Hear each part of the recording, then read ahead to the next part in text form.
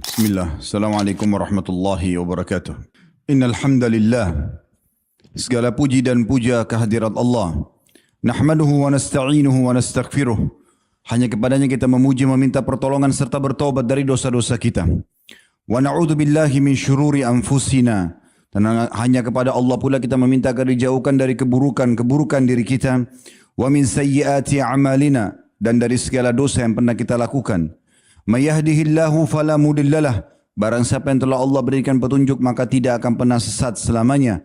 Wa may yudlilhu fala hadiyalah. Dan barang siapa yang telah Allah sesatkan maka tidak akan mendapatkan petunjuk selamanya. Asyhadu an la ilaha illallah wahdahu la syarikalah wa asyhadu anna Muhammadan abduhu wa rasuluh. Saya bersaksi tiada Tuhan yang berhak disembah kecuali Allah dan Muhammad benar-benar hamba juga utusannya. Allah mengingatkan dalam kitabnya, Ya ayuhalladzina amanu taqullaha haqqa tuqatihi wa la tamutunna illa wa antum muslimun. Hai sekalian orang-orang yang beriman, bertakwalah kepada Allah, hanya patuh dan tunduklah kepada Dia saja. Sebenar-benar patuh dan tunduk atau sebenar-benar takwa, dan janganlah kalian meninggal dunia kecuali dalam keadaan Islam. Di ayat yang kedua Allah juga ingatkan, Ya ayuhan nasu taqu rabbakumul ladzi khalaqakum min nafsin wahidah wa khalaqa minha zawjaha wa batha minhuma rijalan katsiran wa nisaa wattaqullaha alladzi tasaaluna bihi wal arham innallaha kana 'alaikum raqiba. Hai sekalian manusia, sekali lagi bertakwalah kepada Allah. Hanya tunduk dan patuhlah kepada Allah yang telah menciptakan kalian dari jiwa yang satu, yaitu Adam AS, dan telah menciptakan dari jiwa yang satu Hawa AS, dan juga telah memberikan banyak keturunan laki-laki dan perempuan dari keduanya. Sekali lagi bertakwalah kepada Allah, hanya patuh dan tunduklah kepada Allah dan jagalah hubungan silaturahim. Sesungguhnya Allah senantiasa mengawasi kalian. Di ayat yang ketiga Allah juga mengingatkan, Ya ayyuhalladzina amanu taqullaha wa qulu qawlan sadida yuslih lakum a'malakum wa yaghfir lakum dhunubakum wa may yuti'illaha wa rasulahu faqad faza fawzan 'azima. Hai sekalian orang-orang yang beriman, sekali lagi bertakwalah dan atau patuh dan tunduklah kepada Allah dan jujurlah, ucapkan perkataan yang benar. Niscaya Dia akan memperbaiki amal-amal perbuatan kalian, mengampuni dosa-dosa kalian. Barang siapa yang mentaati Allah dan Rasulnya, sungguh dia telah mendapatkan kemenangan yang besar. Amma ba'd, fa inna asdaqal hadithi kitabullah. Kita tahu sebaik-baik rujukan umat Islam dalam segala lini kehidupan mereka, terutama ibadah, adalah kitabullah, Al-Quran. Wa khair hadi Muhammadin sallallahu alaihi wa ala alihi wa sahbihi wa sallam. Dan sebaik-baik petunjuk selain Al-Quran adalah petunjuk Nabi besar Muhammad sallallahu alaihi wa ala alihi wa sahbihi wa sallam. Wa syarrul umuri muhdathatuha. Dan seburuk-buruk perbuatan dalam ibadah yang tidak punya rujukan dari keduanya. Fa inna kulla muhdathin bid'ah. Semua perbuatan ibadah yang tidak punya rujukan dari wahyu dikenal dengan perbuatan baru dalam agama. Wa nabidatin dalalah, dan perbuatan baru itu akan membawa pelakunya pada kesesatan atau kekeliruan. Dan finar, kesesatan akan membawa pelakunya ke dalam api neraka. Saudaraku seiman, rahimani, rahimakumullah. Jumat demi Jumat berlalu dan serial iman terus kami sampaikan. Pada kesempatan yang lalu kita sempat membahas tentang masalah sabar. Sebelumnya ada syukur, ada mujahadah, ada muraqabah, ada istiqamah, dan cukup banyak bahasan-bahasan tentang serial iman. Dan semua itu adalah perangkat-perangkat terbaik bagi setiap muslim yang dia jadikan sebagai pegangan hidupnya agar dia bisa melalui umur yang Allah tentukan yang sangat terbatas ini, semuanya di atas iman, ketaatan kepadanya, dan akhirnya puncaknya mendapatkan kebahagiaan dunia dan kebahagiaan di akhirat. Dan kesempatan hari ini kita akan lanjutkan insyaAllah serial iman kita yang ke-8, masalah muhasabah. Salah satu metode yang sangat menarik yang harusnya setiap muslim miliki dalam kehidupan mereka adalah muhasabah atau introspeksi diri. Kita akan mulai insyaAllah khutbah ini dengan perkataan dari seorang salafus salih bernama Maimun bin Mahran rahimahullah. Beliau mengatakan, La yakunul abdu taqiyan hatta yakunu li nafsihi ashaddu muhasabatan minasyariq asyahihi li syarikihi. Percayalah bahwasanya tidak mungkin seorang hamba itu mencapai tingkat tertinggi dari ketakwaan, ketundukan dan kepatuhan kepada Allah sehingga dia mengerjakan perintah dan meninggalkan larangan sampai dia betul-betul menjadi orang yang selalu menghisap dirinya, introspeksi dirinya, sebagaimana seorang partner bisnis yang sangat pelit yang selalu sangat jeli menilai partner bisnisnya yang lain. Setiap muslim sudah semestinya senantiasa muhasabah untuk introspeksi diri. Kalau dia sudah melakukan perbuatan-perbuatan kebaikan dari ketaatan kepada Allah Subhanahu wa taala, dia tidak pernah puas. Tapi dia terus introspeksi diri, apakah memang masih bisa ditingkatkan kualitasnya, atau kalau ada kualitas yang kurang dia menyempurnakannya. Begitu juga kalau seandainya ada amal-amal itu yang luput darinya, maka dia segera mengejarnya. Kalau itu adalah amal-amal yang bisa diqadha, maka dia mengqadhanya. Kalau tidak bisa, maka dia berusaha tidak luput di masa depannya. Begitu juga pada saat dia mengerjakan perbuatan dosa, tidak akan pernah seorang mukmin yang selalu introspeksi diri lalai dari taubat kepada Allah Subhanahu wa taala. Mereka selalu kembali kepada Allah, khawatir jangan sampai meninggal sementara nanti masih ada hukuman yang bisa menimpahnya karena tidak taubat kepada Allah Subhanahu wa taala. Semua itu pernah dirangkumkan dengan perkataan yang sangat indah dari seorang ulama muslimin, Syekh Abu Bakar Jazair rahimahullah, dalam buku beliau Minhajul Muslim. Terjemahannya kurang lebih, beliau mengatakan seorang muslim beramal dalam kehidupan di dunia ini siang dan malam, tujuan utamanya adalah meraih kebahagiaan di akhirat sana. Karena setiap muslim sangat yakin kalau dunia akan ditinggalkan dan akan menuju kepada kehidupan akhirat yang sifatnya abadi. Dunia adalah ladang beramalnya, maka seyogyanya dia memperhatikan ibadah-ibadah fardunya sebagaimana seorang pedagang memperhatikan modal perniagaannya. Jadi bagaimana seorang pedagang, kalau dia cerdas dan jeli, dia tidak akan mungkin membiarkan modal usahanya hilang begitu saja. Tapi pasti dia akan pertahankan. Beliau mengatakan seorang muslim harusnya melihat ibadah-ibadah wajibnya, sholat 5 waktu, zakat hartanya, puasa Ramadan dan juga hajinya adalah target utama untuk dia jaga. Seperti seorang saudagar atau pedagang menjaga modal usahanya. Demikian pula kata beliau, dia selalu memperhatikan juga ibadah-ibadah sunnahnya. Sebagaimana pedagang memperhatikan keuntungan-keuntungan usahanya. Dan setiap pedagang yang jeli, dia tidak akan mungkin membiarkan keuntungannya berkurang, tapi dia akan berusaha untuk selalu bertambah. Serta menjadikan segala jenis pelanggaran atau kemaksiatan seperti layaknya kerugian dalam perniagaan. Lalu kemudian dia mulai di akhir hidupnya, setiap hari yang dia lalui, sedikit dia berintrospeksi diri. Atas semua itu, apabila terdapat pengurangan pada ibadah fardunya, maka dia segera membenahi dan menutupi kekurangannya. Bila ibadah yang bisa diqadha, maka ia segera mengqadhanya. Jika bukan atau tidak bisa diqadha, maka dia memohon ampun kepada Allah, lalu memperbanyak ibadah-ibadah sunnah dalam hal atau niat untuk melengkapkan kekurangan ibadah wajib tadi. Apabila ia melihat kekurangan dalam ibadah-ibadah sunnahnya, maka dia segera mengganti dan juga menyempurnakan kekurangannya. Dan apabila dia melihat atau dia mulai menerjang perbuatan-perbuatan dosa dan kelalaian, maka dia segera bertaubat kepada Allah Subhanahu wa taala karena khawatir keuntungan-keuntungan yang biasa dapatkan dari balasan amal soleh hilang darinya. Saudaraku seiman, muhasabah adalah metode memperbaiki, melatih, mensucikan dan membersihkan diri dari segala pelanggaran. Dan memang tujuan kita diciptakan di muka bumi ini tidak ada lain kecuali mengabdi kepada Allah Subhanahu wa taala. Allah mengingatkan dalam surah Az-Zariyat surah nomor 51 ayat 56, "Wa ma khalaqtul jinna wal insa illa liya'budun." Aku tidak menciptakan jin dan manusia kecuali memang untuk mengabdi, tunduk dan patuh kepadaku. Sudah sering kami ucapkan baik di khutbah Jumat atau di pengajian-pengajian, kalau seandainya seseorang bertanya, apakah memang saya ada di muka bumi ini untuk sholat, untuk puasa, untuk zikir, berdoa, membaca Quran, bakti sama orang tua, jenguk orang sakit, atau semua perbuatan amal-amal soleh mungkin yang tidak bisa disebutkan satu persatu, maka jawabannya iya.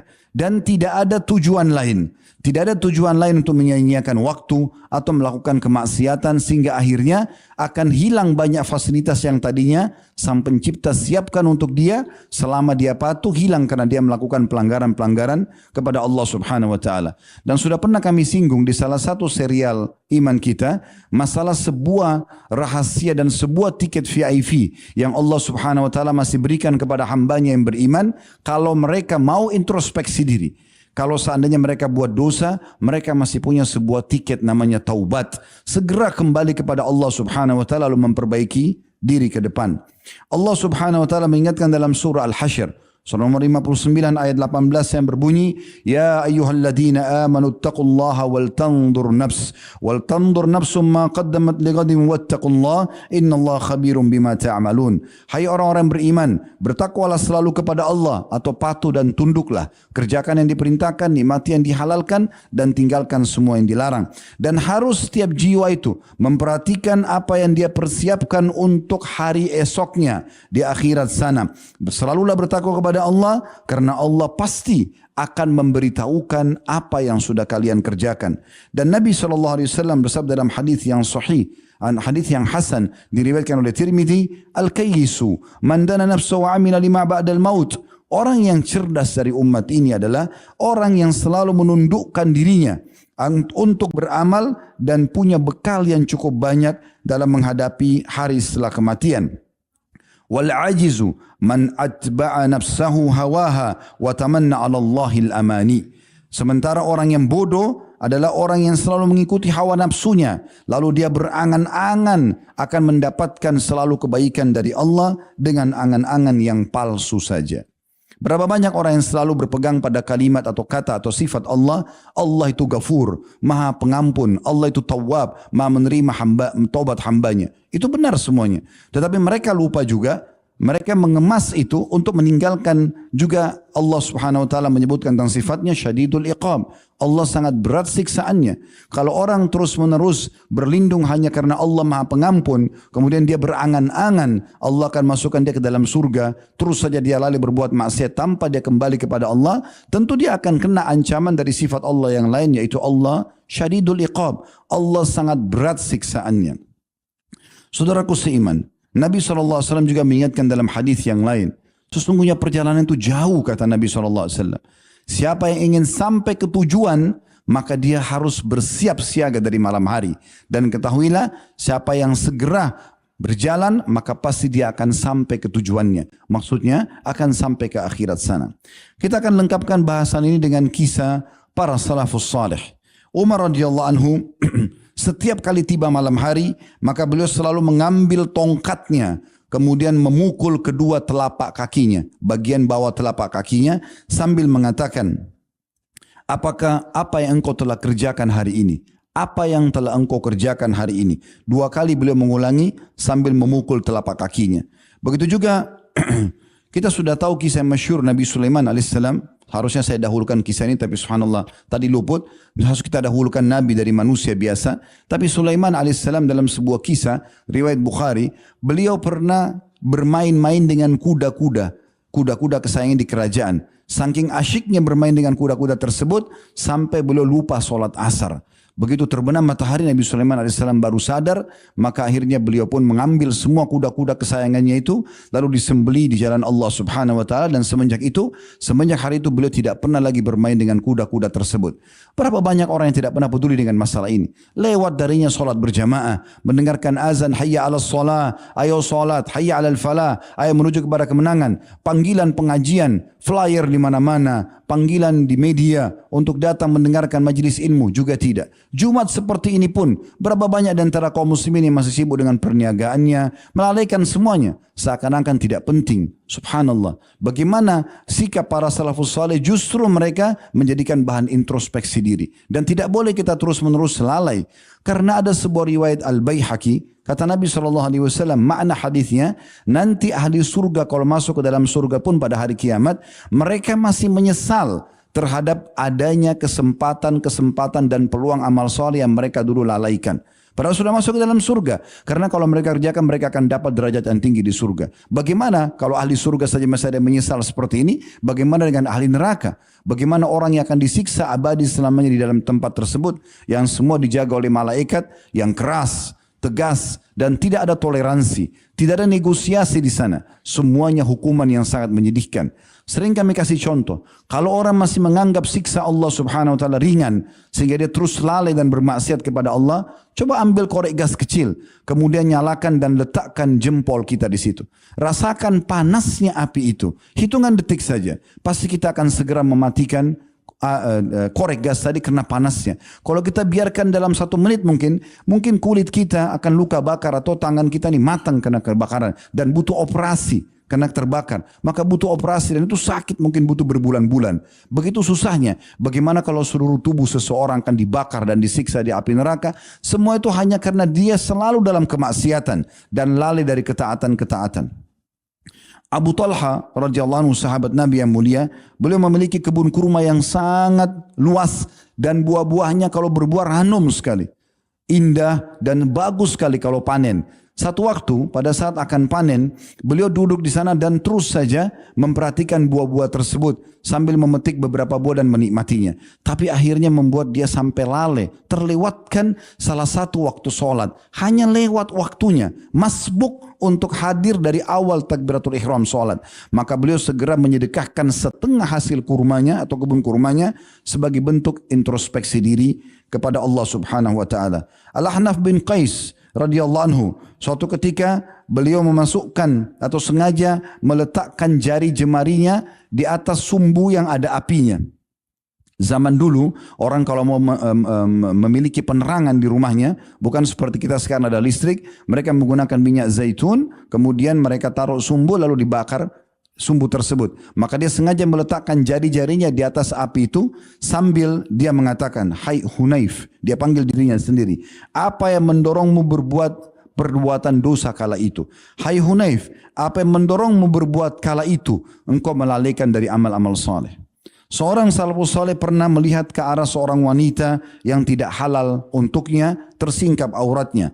Maka ia pun tiba-tiba menampar wajahnya dan semenjak itu dia tidak pernah sama sekali melihat lagi wanita yang tidak halal baginya sambil dia mengatakan, "Sesungguhnya engkau sangat menjaga untuk memperhatikan hal-hal yang akan mencelakakanmu nanti." Seorang yang lain juga sengaja mendatangi gurun pasir yang panas. Kemudian dia membuka bajunya, lalu kemudian dia mengguling-gulingkan badannya di atas gurun pasir tersebut sambil dia mengatakan, "Rasakanlah dan pastikan neraka jahanam lebih panas daripada ini." Umar radhiyallahu anhu mengatakan dalam statementnya yang masyhur, "Hisablah diri kalian sebelum kalian dihisab nanti, karena itu akan meringankan hisab kalian." Maksudnya setiap hari introspeksi diri. Hari ini sudah lengkap enggak semua ibadah saya? Kalau sudah lengkap sebagaimana kami jelaskan tadi di awal khutbah, bagaimana dia mempertahankan atau bahkan meningkatkan kualitasnya. Kalau masih kurang, maka dia berusaha untuk menyempurnakannya. Kalau misalnya dia melakukan kelalaian, maka sekarang dia tutupi dengan dia taubat kepada Allah atau berbuat maksiat taubat kepada Allah lalu kemudian dia tidak mengerjakannya lagi. Jadi beliau mengatakan, hisab, introspeksi diri kalian sebelum kalian dihisab. Karena itu akan meringankan hisab kalian nanti kelak di akhirat. Dan timbanglah amal-amal kalian sebelum ditimbang kelak. Ingatlah suatu hari yang sangat genting dan menakutkan, yaitu pada hari kiamat, di mana Allah berfirman. Lalu beliau membaca potongan ayat surah Al-Haqqah ayat 18. Yauma idzin tu'raduna la takhfa minkum khafiyah. Pada hari itu kamu akan dihadapkan kepada Rabbmu dan tiada satupun dari keadaanmu yang tersembunyi dari Allah di saat itu. Dinukil dari kitab Az-Zuhd punyanya Ibnu Mubarak di halaman 206. Fudail bin Iyad rahimahullah seorang ulama tabi'in juga berkata, mukmin itu yang rajin menghisap dirinya atau introspeksi diri dan ia mengetahui bahwa ia akan berada di hadapan Allah kelak. Pasti dia akan dihadapkan di hadapan Allah kelak dan pasti akan ditanyakan atas apa yang sudah dia kerjakan dan juga kenapa dia tidak kerjakan. Sedangkan orang munafik adalah orang-orang yang lalai terhadap dirinya sendiri atau enggan untuk introspeksi diri. Semoga Allah subhanahu wa ta'ala merahmati seorang hamba yang terus-menerus mengoreksi dirinya sebelum datang malaikat maut menjemputnya. Ini adalah perkataan Fudail ibn Iyad rahimahullah. Diambil dari kitab Tarikh al-Baghdad jilid 4 halaman 148. Perlu teman-teman ketahui Fudail ibn Iyad ini adalah dulunya seorang perampok jalan. Subhanallah, Allah berikan ilham dalam hatinya, dia merasa salah, dia bertobat. Semenjak itu dia memperbaiki keadaannya. Dan betul-betul rahmat Allah sangat luas. Allah tidak pernah melihat kepada poster tubuh seseorang, paras wajah, apalagi juga masa lalunya. Intinya mulai sekarang ke depan, dia ingin menjadi orang yang dekat dengan Allah subhanahu wa ta'ala. Setelah itu dia bertobat kepada Allah subhanahu wa ta'ala, umurnya lebih dari 30 tahun sekian pada saat dia bertobat. Kemudian dia mulai memperbaiki dirinya sampai akhirnya dia bersahabat dekat dengan seorang ulama tabi'in yang masyhur, Abdullah bin Mubarak rahimahullah. Dan Abdullah bin Mubarak mengatakan, sungguh Fudail bin Iyad adalah tanda-tanda kebesaran rahmat Allah pada hambanya. Bagaimana dulu dia perampok jalanan. Kalau orang mau lewat di tempat yang dia kuasai, semua orang mengatakan jangan lewat di sana karena Fudail bin Iyad ada. Dia bisa membunuh orang siapapun yang lewat. Walaupun kita memberikan harta pada dia, tetap dibunuh oleh Fudail rahimahullah. Tapi karena dia taubat nasuha kepada Allah, introspeksi dirinya kemudian dia perbaiki, tidak ada satupun dinukil perkataan-perkataan tentang keimanan, tentang kezuhudan dari kalangan tabi'in, kecuali Fudail bin Iyad akan disebutkan namanya rahimahullah. Al-Baydawi rahimahullah mengatakan dalam tafsirnya, seseorang bisa terus berada dalam petunjuk jika dia rajin mengoreksi amalan-amalan yang telah dia kerjakan. Dinukil dari tafsir Al-Baydawi, jadi 1 halaman 131 sampai 132. Muhammad bin Wasi' rahimahullah, seorang tabi'in berkata, "Lau kana lidzunubi rihun ma qadara ahadun an yajlisa ilayya." Dia sambil introspeksi dia mengatakan, andai saja dosa itu ada baunya, maka mungkin tidak seorang pun bisa duduk bersamaku. Artinya dia tidak pernah bangga dengan amal solehnya, tapi dia selalu introspeksi diri. Dia bilang ini dosa-dosa saya sudah banyak. Padahal sebenarnya dosanya tidak banyak. Tapi dia seorang ulama dan ahli ibadah. Cuma dia katakan kalau seandainya dosa itu punya bau, maka niscaya pasti tidak ada orang yang bisa duduk bersamaku. Ini sebuah bahan introspeksi yang luar biasa. Supaya tidak bangga dengan amal soleh dan selalu berhati-hati dari perbuatan dosa. Dinukil dari kitab Muhasabatun Nafs di halaman 37. Rabi' bin Hutsaim rahimahullah, seorang ulama tabi'in yang terkenal, setiap kali orang-orang di Irak merasa imannya lemah, umumnya datang kepada beliau karena pembicaraan tentang surga, neraka, keimanan, kuburan, amal saleh, bahayanya dosa, sekitar situ selalu bicara. Dan salah satu cara beliau introspeksi diri adalah beliau pernah menggali liang lahat di belakang rumahnya. Dan setelah menggali, beliau pun akhirnya masuk ke dalamnya. Dan pada saat masuk ke dalam, beliau sambil berbaring dan berkata kepada dirinya sendiri, membaca firman Allah subhanahu wa ta'ala dalam surah Al-Mu'minun. Surah nomor 23 ayat 99 sampai ayat 100. Sebelum saya bacakan, surah Al-Mu'minun ini surah nomor 23 ayat 99 sampai 100. Ini bisa teman-teman nanti muraja atau kembali membacanya. Bahkan saya sarankan membaca sampai beberapa ayat ke depannya. Itu Allah subhanahu wa ta'ala menceritakan bagaimana penyesalan orang-orang kafir. Penyesalan ahli maksiat yang tidak mau taubat nanti pada saat kematian datang kepada mereka. Melihat malaikat maut baru mereka menyesal. Mereka mohon-mohon untuk dihidupkan kembali. Tapi Allah tidak akan mungkin menghidupkan mereka dan pasti akan mereka menerima akibat dari perbuatannya. Maka Rabi' ibn Hutsaim rahimahullah membaca sengaja ayat ini. Potongan terakhir surah Al-Mu'minun ayat 99. Qala rabbirji'un. Sebenarnya awal ayatnya adalah waktu kematian datang kepada salah satu di antara mereka, maka mereka akan berkata, wahai Tuhanku, kembalikanlah aku ke dunia. Untuk apa? Apakah kembali ke dunia untuk makan lagi makanan favoritnya, kumpul dengan istrinya, sama anak-anaknya, meeting miliaran rupiah? Tidak, demi Allah. Mereka minta kembali pada saat itu, la'alli a'malu salihan fima tarakt. Coba seandainya saya dikembalikan, saya pasti akan berbuat amal soleh yang dulu saya tinggalkan. Semua orang yang mati, saudaraku seiman, kalau diberikan kesempatan hidup 5 menit saja dari waktu sekarang, maka tidak akan pernah lagi mereka pilih, kecuali mereka akan memilih amal soleh yang terbaik yang Allah ingatkan pada saat itu. Tidak akan lagi pernah mereka memikirkan untuk kembali kepada urusan dunia ini. Bukan urusan dunia ini kita tinggalkan, tetap kita kerjakan, tapi kita tunggangi dunia ini untuk mendapatkan yang terbaik di akhirat sana.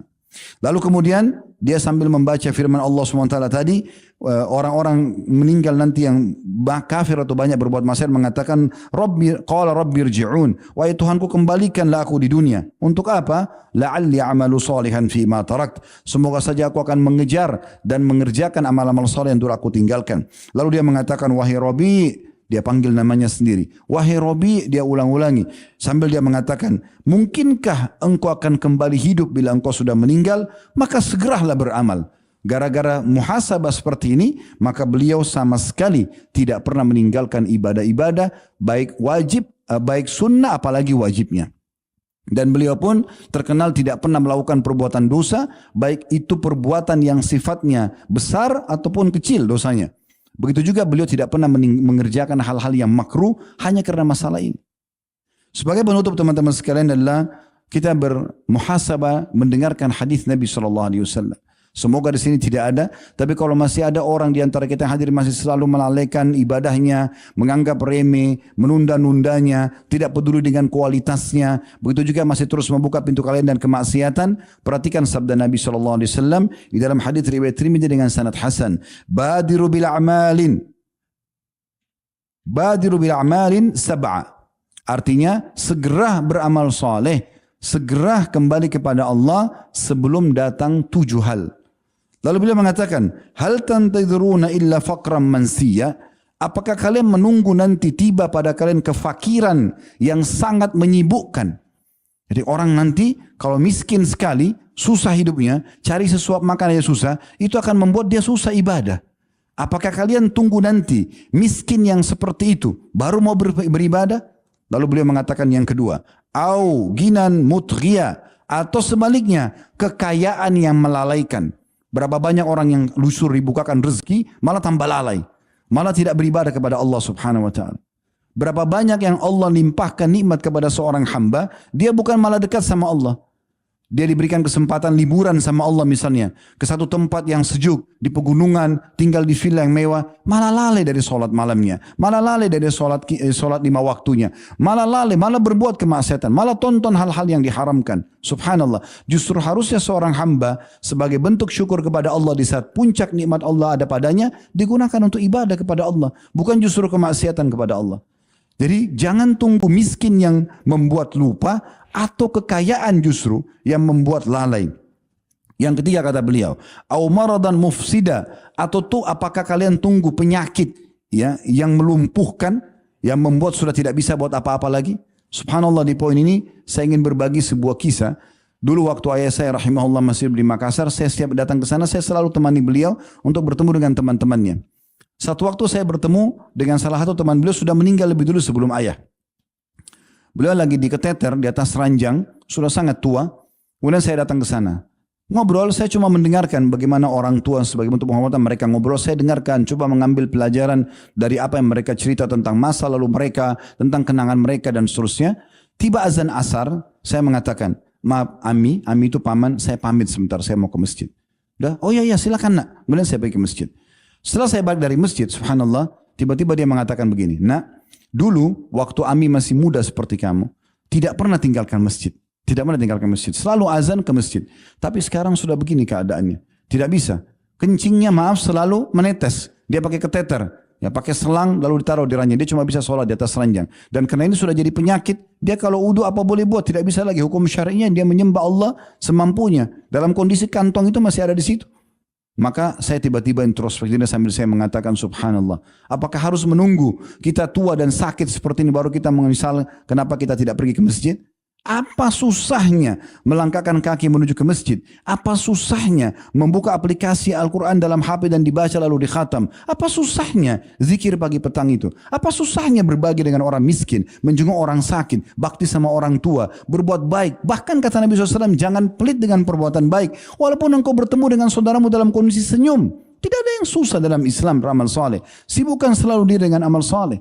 Dan itu perbuatan dicintai oleh Allah, diberikan pahala besar, disuka oleh manusia. Semua amal-amal yang agama perintahkan, senyum, ramah, dermawan, jujur, dicintai oleh Allah, dicintai oleh manusia.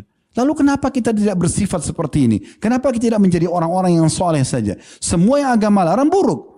Bohong, menipu, memukul, memfitnah, semua dibenci oleh Allah. Allah ancam dengan hukuman yang berat dan manusia tidak suka. Lalu kenapa terjerumus dalam perbuatan ini? Makanya Nabi SAW pernah mengatakan pada saat seorang sahabat mengeluhkan istrinya selingkuh dengan seorang laki-laki. Maka ada sahabat menghenuskan pedangnya Sa'ad sambil mengatakan, ya Rasulullah, andai saja terjadi pada keluarga saya bunuh keduanya. Maksudnya kenapa orang sudah diberikan pasangan halal masih berzina misalnya. Apalagi sudah menikah, hukumnya memang dirajam dalam Islam. Maka Nabi SAW bilang, Atarawna ghiratu Sa'ad. Apakah kalian lihat cemburunya Sa'ad ini terhadap agama Allah? Kenapa sudah dikasih halal masih berjerumus yang haram? Maka beliau mengatakan, Ana agjaru min Sa'ad. Saya lebih cemburu daripada Sa'ad. Maksudnya, saya sudah sampaikan kalian, kerjakan 1, 2, 3, A, B, C, D. Ini keutamaannya kalian akan dapat, nanti ujungnya surga. Jangan buat A, B, C, D, ini perbuatan haram, nanti ujung neraka. Kenapa masih ada yang pilih yang ini? Kenapa enggak ke sini? Kata Nabi SAW, saya lebih cemburu daripada Sa'ad. Kepada umatku yang tetap saja mau pilih jalan neraka. Kenapa enggak jalan surga saja? Kenapa enggak jadi orang baik saja? Wallahu aghyaru minni wa min Sa'ad. Dan ketahuilah, Allah lebih cemburu daripada aku dan Sa'ad. Allah cemburu kalau seandainya kita berbuat dosa-dosa atau pelanggaran. Allah ingin kita segera selamat dan juga berbuat amal-amal soleh. Lalu yang keempat kata Nabi SAW, au haraman mufnida, atau masa tua yang membuat sudah tidak bisa buat apa-apa. Ya. Ini sudah betul-betul pikun. Udah lupa namanya, udah lupa siapa di sekitarnya. Allah pernah perlihatkan saya ada satu nenek kami di Makassar, sampai sudah tidak ingat. Kami datang sudah tidak diingat lagi. Di saat itu sudah tidak ada manfaatnya. Dia tidak tahu lagi bacaan sholatnya, dia tidak tahu lagi kalau mau berdoa apa, tidak tahu apa-apa. Maaf, buang air besar sana sini. Kata Nabi SAW, apa tunggu masa itu baru mau beramal? Kemudian yang kelima beliau mengatakan au mautan mujhiza, atau mati yang tiba-tiba datang. Ini juga satu pelajaran yang luar biasa. Kapan kita, jaminan dari mana kita dapat jaminan dari mana kita miliki bahwasanya kita akan meninggal di umur 70 tahun misalnya atau 80 tahun? Dari mana? Tidak ada jaminan. Bisa detik ini, bisa detik depan, dan kematian itu sangat misterius. Datang tiba-tiba, seperti kata Nabi SAW, mautan mujhiza, tiba-tiba datang. Dia datang langsung meninggal. Bukankah di masjid ini bisa saja tiba-tiba ada malaikat maut menjemput saya, kemudian mati, meninggal. Orang cuma mengenal, oh Khalid Basalamah pernah ceramah. Selesai. Dikenang 1-2 hari, seminggu habis itu selesai. Manusia itu tidak akan dikenang kecuali dengan amal-amal soleh yang pernah dia kerjakan. Ilmu yang dia sebarluaskan. Siapa yang lagi yang mengenang sekarang kakeknya kakek kita sekarang? Tidak ada yang mengenang mereka. Begitu juga kita nanti. Generasi yang akan datang tidak akan mengenang kita. Kecuali kita punya amal soleh yang dinukil. Sebagai contoh yang Allah mudahkan karena kita lakukan ikhlas, atau ilmu yang bermanfaat yang kita sebarluaskan. Selanjutnya, yang keenam kata beliau, awad dajjali fasyarru ghaibin yuntadar, atau kalian menunggu dajjal yang keluar, dan itu adalah seburuk-buruk makhluk yang ditunggu kedatangannya. Kalau dajjal sudah datang susah orang ibadah. Kata Nabi SAW, kalau kalian dengar dajjal keluar, selamatkan diri kalian walaupun kalian harus naik di atas gunung. Nabi Isa alaihissalam pun menyelamatkan, ya, Nabi Isa alaihissalam pun turun di akhir dari fase Dajjal setelah dia membuat kerusakan di muka bumi. Nanti setelah itu baru beliau membunuhnya. Tapi awal keluar itu tidak ada orang yang bisa ibadah. Terganggu sekali ibadahnya karena dia mengaku sebagai Tuhan. Nabi SAW sudah ingatkan masalah itu. Ya. Dan kata Nabi SAW, tidak ada seorang Nabi pun kecuali sudah mengingatkan umatnya tentang Dajjal. Karena dia mengaku sebagai Tuhan. Dan siapapun yang beriman kepadanya, kata Nabi SAW, maka akan subur, ya, wilayahnya, ternaknya akan banyak, badannya akan sehat, yang mengaku dia sebagai Tuhan. Dan yang mengungkiri dia sebagai Tuhan, wilayahnya akan peceklik, hidupnya akan susah sebagai ujian. Makanya dikatakan fitnah Masih Dajjal. Kita kalau mau salam membaca wa'udzubika min fitnati Masih Dajjal. Dan kami berlindung kepadamu ya Allah dari fitnahnya. Maksudnya bahayanya dia bisa mengajak kepada kufukuran Dajjal. Apakah tunggu masa itu baru mau beribadah?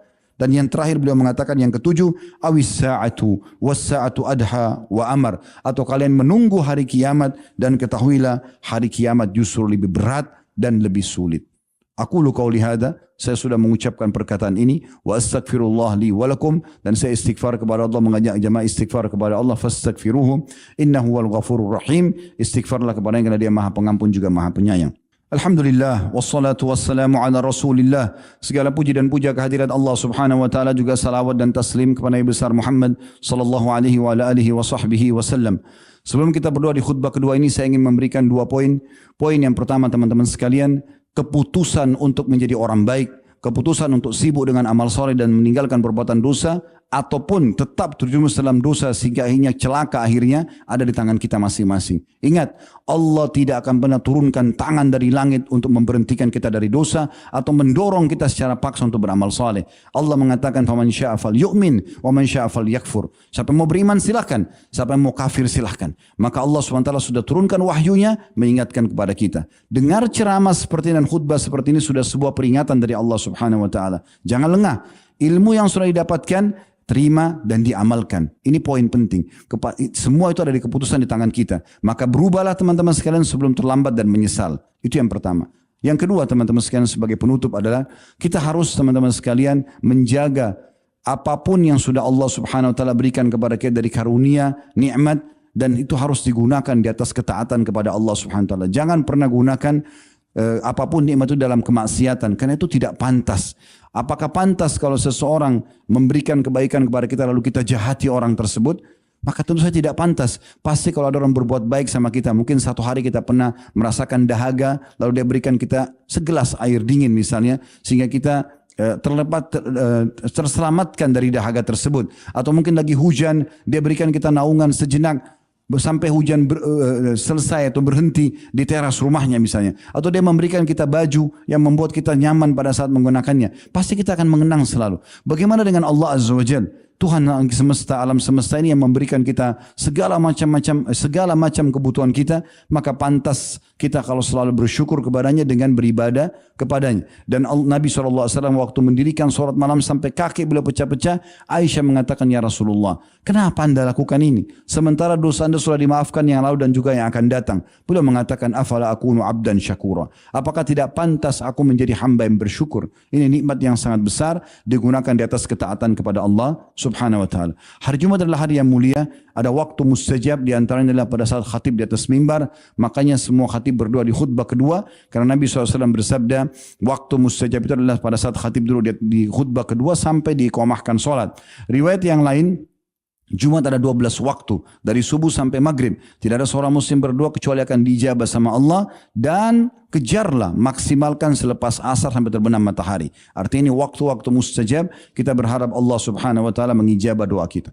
Alhamdulillahirabbil alamin. Kami mujimu ya Allah sebagaimana layak kau dipuji sebagai pencipta, dan kami mujimu sampai engkau menjadikan ini sebagai nilai ibadah, dan engkau beratkan timbangan amal kami dengan puji-pujian ini, serta engkau limpahkan segala nikmatmu di dunia dan di akhirat dengan syukur atau nikmat, segala nikmatmu di dunia dan di akhirat dengan kalimat syukur ini. Dan kami juga mengucapkan salam hormat kami kepada utusanmu Nabi Muhammad SAW, sebagaimana engkau telah perintahkan kami mengucapkan salam hormat tersebut.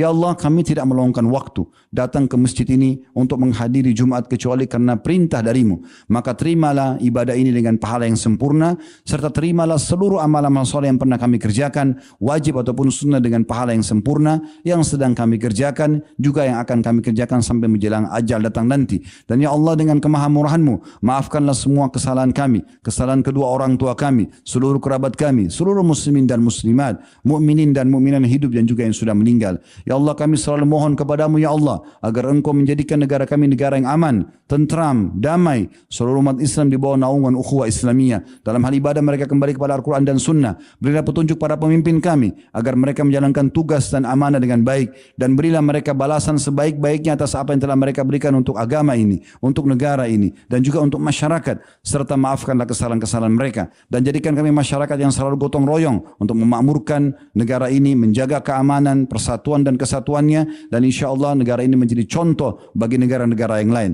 Ya Allah, tolonglah saudara kami dimanapun mereka berada di muka bumi yang sedang tertindas, ikhlaskan niat mereka, terima para syuhada mereka, mulakan Islam di tangan mereka dan tangan kami semua, serta ikut sertakan kami bersama mereka di pahala, baik dengan doa, dengan harta, juga dengan jiwa kami. Dan ya Allah, berikanlah kami semua kebaikan dan kebutuhan kami di dunia. Rabbana atina fid dunya hasanah, semua kebaikan dan kebutuhan kami di akhirat, wa fil akhirati hasanah, dan selamatkanlah kami dari api neraka, wa qina adzabannar, dan masukkanlah kami ke dalam surga bersama orang-orang yang patuh. Wa adkhilna al-jannata ma'al abrar, ya aziz ya ghafar ya rabbul alamin. Wa Tuhan yang maha mulia dan juga maha pengampun, wahai Tuhan alam semesta. Wa sallallahu ala nabiyina Muhammadin walhamdulillahi rabbil alamin. Inna Allah ya'muru bil adli wal ihsani wa ita'i dzil qurba. Ketahuilah Allah memerintahkan kita agar selalu berbuat kebaikan, keadilan, dan juga menyambung hubungan baik dengan kekerabatan. Wa yanha 'anil fahsya'i wal munkari wal baghi. Allah larang perbuatan keji, perbuatan dosa, dan juga pembangkangan. Ya'idukum la'allakum tadhakkarun. Itu peringatan dari Allah, jadikan sebagai prinsip hidup kalian. Fadhkurullahal 'azim yadhkurkum. Ingatlah selalu kepada Allah, Allah akan ingat kepada kalian. Washkuruhu ala ni'ami yazidkum. Syukuri nikmatnya, dia pasti akan tambah. Wa dzikrullahi akbar. Mengingat Allah adalah amal yang paling besar. Wa aqimis salat, dan dirikanlah salat.